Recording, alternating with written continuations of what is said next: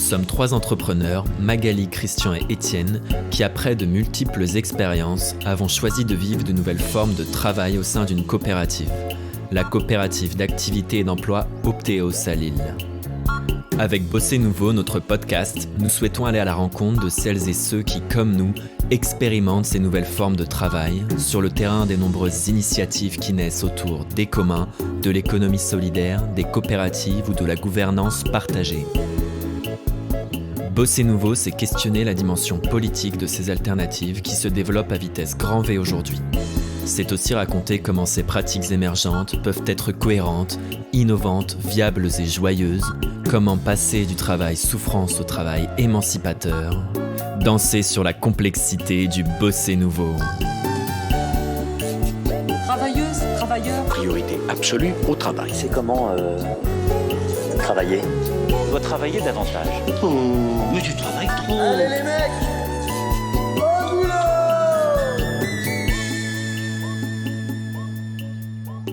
Parce que je connais le mot, mais j'ai un copain qui fait ça, mais je sais pas.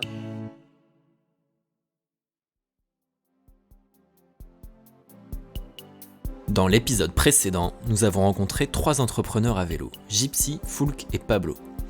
Ils ont décidé tous les 3 d'héberger leurs activités de livraison à vélo dans une coopérative d'activité et d'emploi, ou CAE, afin de s'auto-salarier et de bénéficier d'une protection sociale. Leur collectif s'appelle Lille Bike et regroupe une petite dizaine de coursiers à vélo en CAE. Nous sommes allés les rencontrer dans le Vieux-Lille, où ils partagent un local avec plein d'autres entrepreneurs à vélo aux statuts et activités variés. Mais qu'est-ce qui différencie les livreurs de Lille Bike des livreurs Deliveroo ou Uber ? D'ailleurs, comment se sont-ils affranchis de ces grandes plateformes ? Comment dégager un salaire suffisant ? Et comment bénéficier d'une protection sociale digne de ce nom ? C'est ce que nous tentons de comprendre dans ce cycle de 3 épisodes.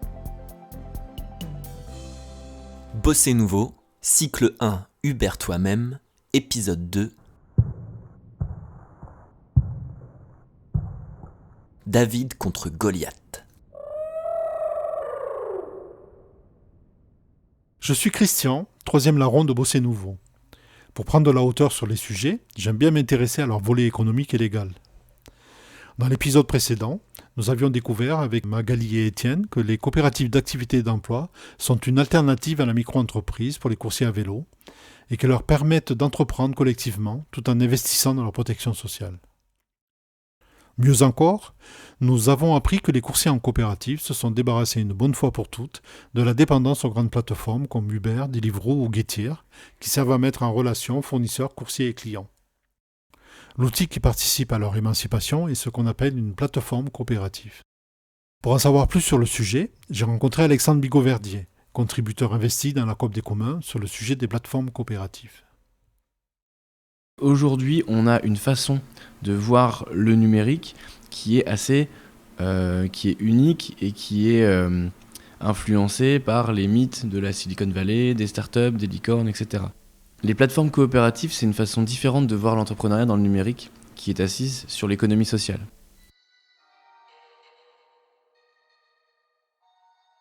Avant d'aller plus loin sur les plateformes coopératives, a-t-on bien compris comment fonctionne Uber ou Deliveroo, ces startups que l'on connaît tous sans trop comprendre leur fonctionnement ? Essayons une définition. Il s'agit d'une interface numérique, plus précisément d'un logiciel de place de marché, permettant de mettre en relation clients et fournisseurs, moyennant un pourcentage sur la vente, généralement autour de 20%. Les ingrédients de succès : un accès rapide via des applications sur smartphone, un suivi en temps réel, un paiement simplifié pour le client et un accès allégé pour le fournisseur. Plus besoin de licence pour exploiter un taxi par exemple. Ces logiciels transforment des marchés établis comme celui de la livraison, de la grande distribution ou de l'hôtellerie. On parle de désintermédiation et en quelques années, cela a révolutionné notre société. Quelqu'un qui a une bonne idée aujourd'hui et qui veut la déployer, il va avoir une banque et en fait, il y a un seul modèle économique qui va être financé. C'est celui de pouvoir avoir un premier investisseur qui va espérer que la start-up fonctionne bien et de pouvoir revendre ses parts en multipliant par 10 son action. Et ça, en fait, le problème de ça, c'est que ça oblige la start-up, ça oblige l'entreprise numérique à rentrer dans un modèle économique hyper prédateur, un déploiement extrêmement rapide qui va très souvent aller à l'encontre de l'intérêt des territoires dans lesquels ils sont inscrits.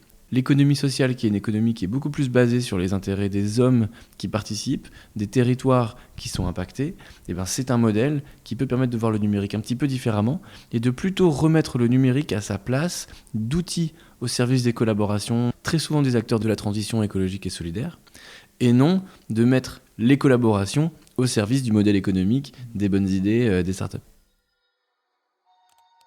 Dans le creuset de l'économie sociale et du libre, des alternatives voient le jour. L'idée est de remplacer le modèle start-up par un modèle coopératif basé sur des infrastructures numériques partagées et dans une logique d'intérêt collectif. Mais ces alternatives peuvent-elles vraiment faire vaciller le géant Goliath ?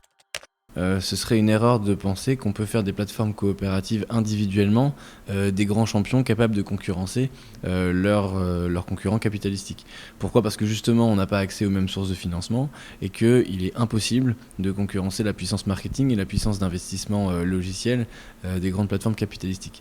En revanche, les plateformes coopératives ont d'autres atouts, et notamment les atouts qui sont inscrits dans les principes de la coopération et dans l'intercoopération, qui fait qu'on peut avoir de l'investissement commun, on peut avoir des infrastructures qui sont utilisées par tous les acteurs des plateformes coopératives, on peut avoir une intercoopération et une interopérabilité entre différentes plateformes.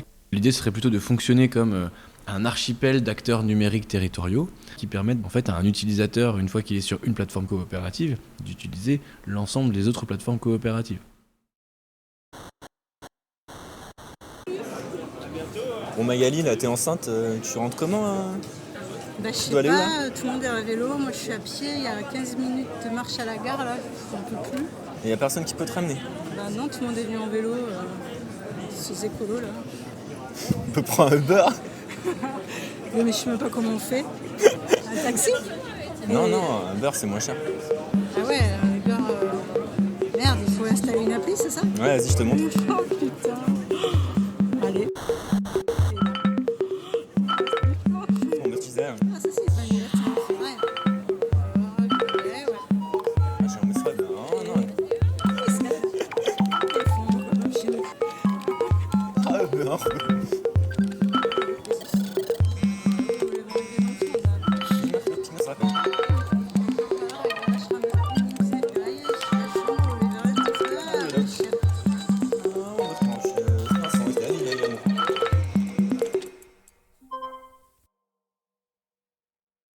L'archipel de plateformes numériques coopératives au service des territoires dont parle Alexandre n'est pas qu'une belle idée, il est déjà opérationnel et interconnecté. La révolution est en marche.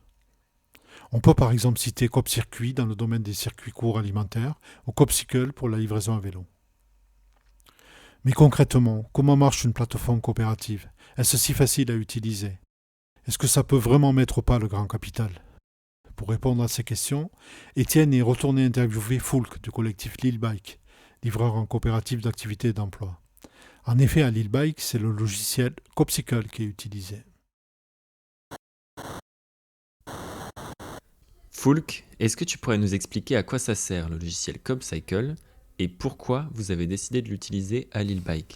Ouais, alors CoopCycle, c'est en fait à la base une fédération de coopératives de livreurs à vélo qui met à disposition de ses adhérents un logiciel, une plateforme de gestion de courses, de livraison, qui a été créée pour offrir une alternative aux grandes plateformes classiques dont tu parles.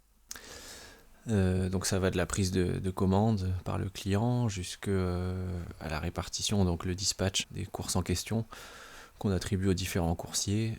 CoopCycle en tout cas offre toutes les fonctionnalités nécessaires à la gestion et au développement de notre activité. Donc c'est un logiciel CoopCycle, mais c'est aussi un réseau, une fédération. Qu'est-ce que ça vous apporte d'autre aussi ? C'est pas du tout qu'un logiciel. Le logiciel, on va dire que c'est peut-être la partie un peu la plus visible. C'est ce qu'on utilise tous les jours comme outil, mais à la base, ouais, c'est vraiment un regroupement de coopératives de livraison à vélo. Et l'idée, en fait, c'est que les sociétés de livraison à vélo qui rejoignent CoopCycle, soit sont déjà des coopératives, soit aient vocation à se constituer un jour en coopérative indépendante. Et c'est notre cas à Lil Bike, nous qui faisons partie de la CAE Opteos. L'avantage, c'est que s'il y a un gros contrat qui est passé au niveau national, on en est informé par la fédération et ils peuvent dire par exemple à Lille, il y a une coopérative de livreurs, vous pouvez faire appel à eux. Ils filent les coordonnées et puis nous on prend le relais, quoi. On profite aussi de ce réseau pour avoir de nouveaux clients, de nouveaux débouchés. Donc la plateforme CoopCycle, c'est un logiciel, mais aussi une fédération qui peut vous apporter des affaires, comme tu viens de le décrire, en échange de votre adhésion. Mais autrement, c'est vous qui démarchez et traitez avec vos clients de manière autonome et indépendante. Nos clients, en fait, alors la plupart, pour l'instant, beaucoup viennent à nous, parce qu'ils ont besoin d'un service de livraison, justement, éthique. C'est ça qu'ils cherchent souvent en venant à Lille Bike. La plupart du temps, des commerçants ou des entreprises, en fait. Évidemment, c'est un travail que nous, à Lille Bike, on doit faire nous-mêmes au départ. On se déplace en personne, on va voir les gens avec qui on est amené à travailler, on souhaite travailler. Ensuite, quand un client est d'accord pour travailler avec nous, on lui propose de passer par cette plateforme. Et on milite pour une certaine éthique de travail dans la livraison à vélo et pour une certaine conception du métier, en opposition aux grandes plateformes qui exploitent leurs livreurs. Enfin, c'est assez évident. Donc il y a une vraie liberté d'entreprendre à qui on a envie d'entreprendre et de consentement aussi. On travaille ensemble parce qu'on en a envie et mutuellement. Fini le lien de subordination avec les grandes plateformes capitalistes. Et ça, c'est important quand même. C'est ça, ouais.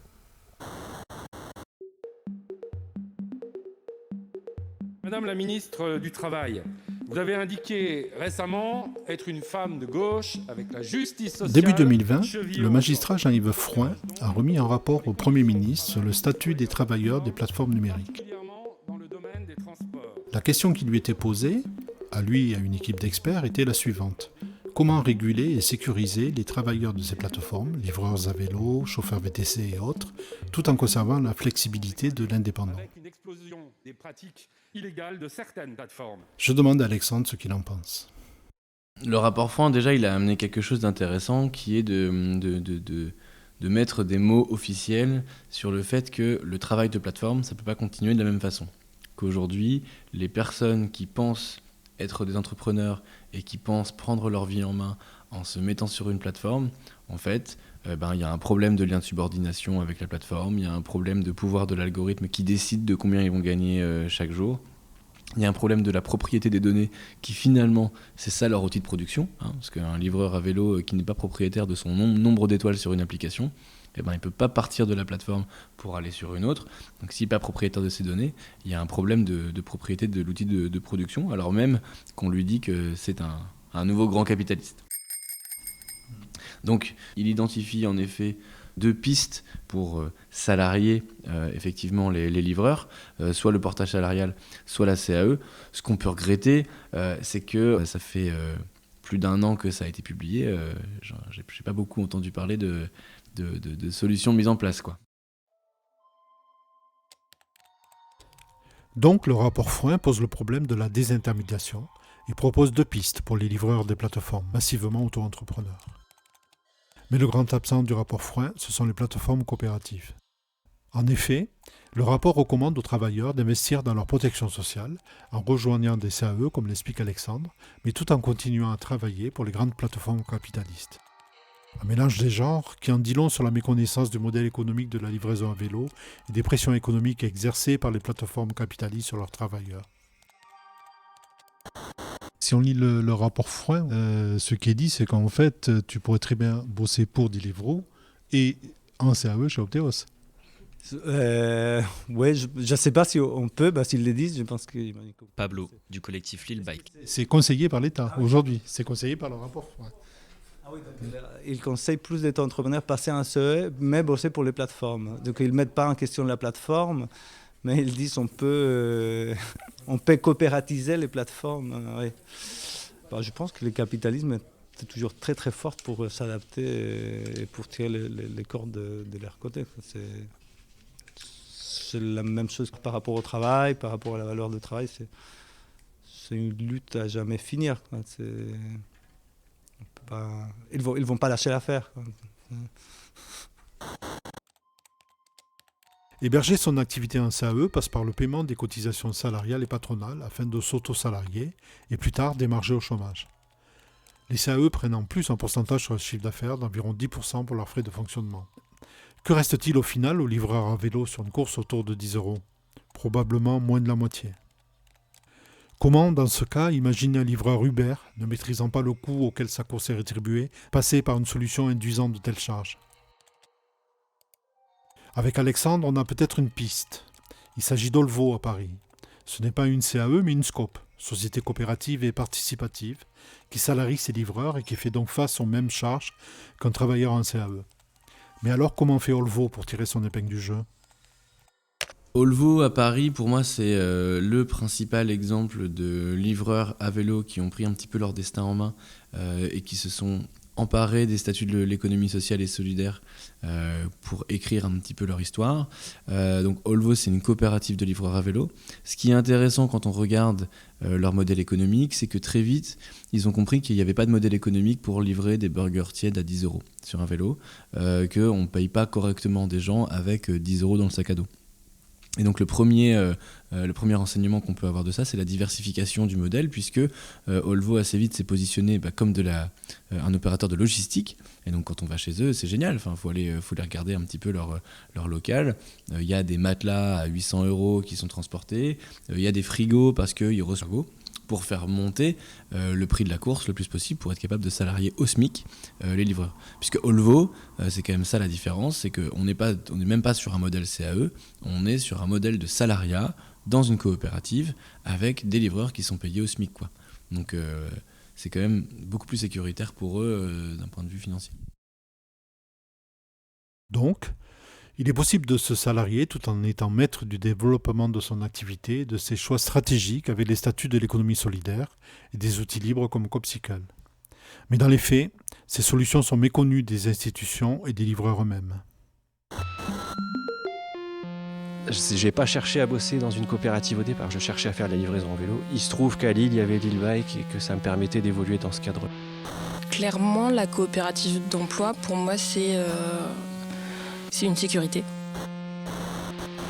Déjà, moi, je n'ai pas de papier. Je travaille au noir en Uber Eats pour la livraison. Ici, on les croise beaucoup parce que dans les mêmes bâtiments dans lesquels on est, dans l'école, il y a un hébergement d'urgence dont il y en a pas mal qui font Uber ou Deliveroo.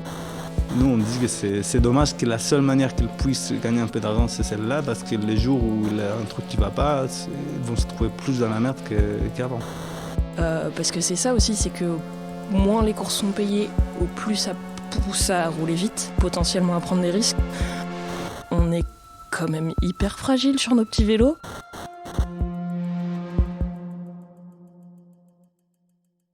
Dans l'épisode 3, on retrouvera Gypsy de Lille Bike qui nous avait livré un témoignage enthousiaste dans l'épisode 1, mais qui malheureusement a connu une grosse galère depuis. Avec Foulk et Pablo, que l'on retrouvera aussi à Lille Bike, nous parlerons de la question qui fâche, mais qui est au cœur du sujet, à savoir la thune, la thune, la thune. Alors à bientôt dans Bosser Nouveau.